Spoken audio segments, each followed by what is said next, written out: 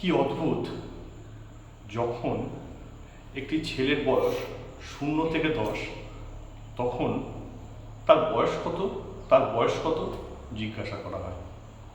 যখন তার বয়স 10 থেকে 20, তখন পরীক্ষার নম্বর কত, তাকে এটার প্রশ্ন বারবার করা হয়।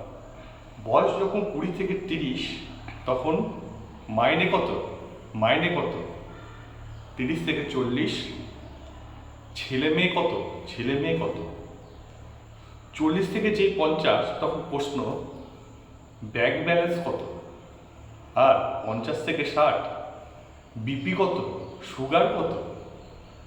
60 থেকে যেই 70, মাসে পেনশন কত। আর 70 থেকে 80, আর কত।